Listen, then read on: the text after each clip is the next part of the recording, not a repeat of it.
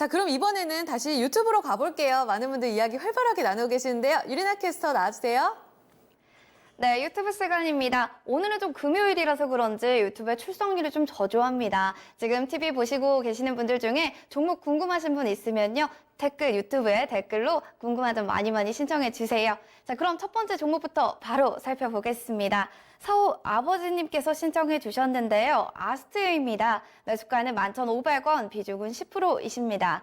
전망이 궁금해요 라고 글 남겨주셨는데요. 종가부터 그럼 한번 확인해 드릴게요. 종가 확인해 보면 3.08% 하락한 11,000원에 마감이 됐네요. 이광무 전문가님, 아스트 전망은 어떻게 보고 계신가요? 네, 일단 아스트 종목 접수는 받긴 했는데요. 솔직히 말씀드리면 저는 이 종목에 자신이 없어요.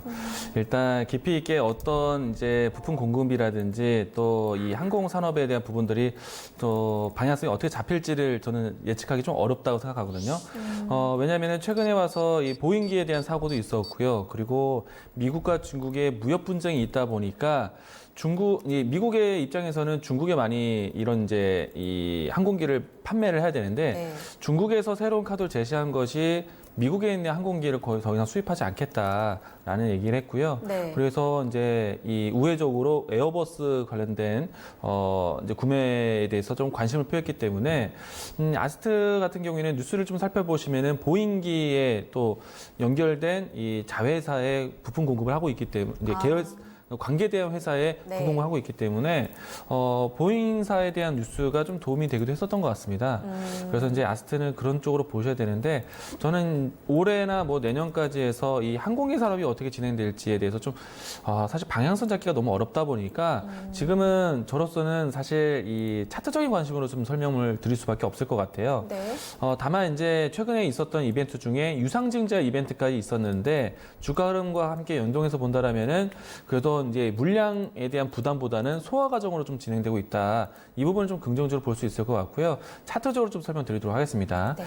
향후에 항공기 산업 같은 경우에는 미국과 중국의 무역 분쟁이 해소된 다음에 다시 평가를 하셔야 될 거예요. 네. 지금은 차트적으로 보시는 게 맞다라고 생각합니다. 우선은 최근에 유상증자에 대한 뉴스가 있는데 불구하고 거래량 유입이 좀 상당히 긍정적으로 좀 진행이 되었고요. 네. 그리고 이와 같은 유상증자 발동이 되었는데 일단 주가가 크게 밀려나지는 않고 있습니다. 그리고 주가에 대한 밴드를 보시면은 지난해 연말보다는 조금은 이 저점을 조금 높이 반영이 된 상태이고요. 그렇다 보니까 주가가 이제 바닥권에 대한 의심을 좀 많이 받고 있는 것 같아요.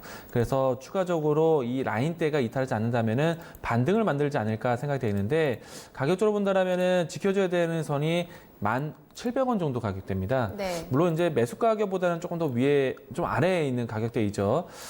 그래서 1,700원대 라인대를 조금 타이트하게 좀 저점을 좀 잡아 놓으시고요.